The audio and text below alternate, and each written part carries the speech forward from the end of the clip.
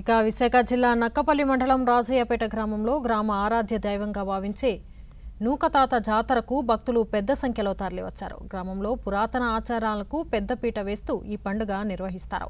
తాత అనే ఓ వ్యక్తిని గ్రామ ఆరాధ్య దేవుడిగా భావిస్తారు. సముద్రంలో సునామీలు కానీ ఎటువంటి విపత్తువులు సంభవిస్తున్నా కాపాడతాడని మత్స్యకారులు ప్రగాఢ విశ్వాసం.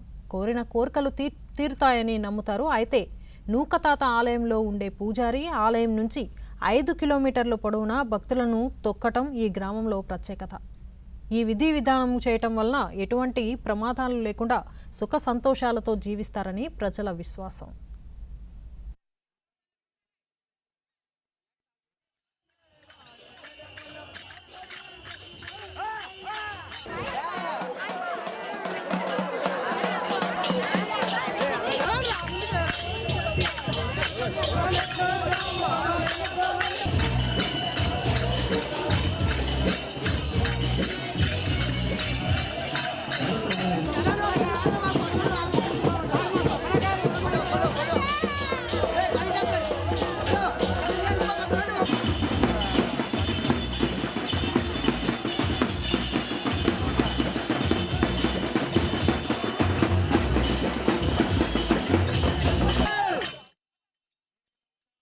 శివరాత్రి వెళ్ళిన మరుసటి రోజు అమావాస్య రోజు శ్రీ నూకతాత జాతర చాలా గొప్పగా జరుపుకుంటాం.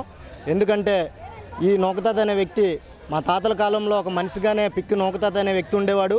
అతను శివభక్తుడు అవ్వటం వలన సూచనలు మత్స్యకారులకు చేపలు పట్టడంలోనైతేనేమి తుఫాన్లో అప్రమత్తంగా ఉండాలని చెప్పడంలో అయితే ఉండేవాడు. ఆయన చనిపోయిన తర్వాత కూడా అతనుకు పెద్ద గుడి కట్టి ప్రతి ఏటా శివరాత్రికి పండగ చేయడం జరుగుతుంది. ప్రతి సంవత్సరం ఇక్కడ జరిగే జాతర చాలా బాగా జరుగుతుంది. ఇక్కడ నక్కపల్లి దగ్గర ఉన్న రాజీపేట గ్రామంలో ఇక్కడ ఎక్కువగా మత్స్యకారులు ఈ పండగని చాలా గొప్పగా జరుపుకుంటూ ఉంటారు.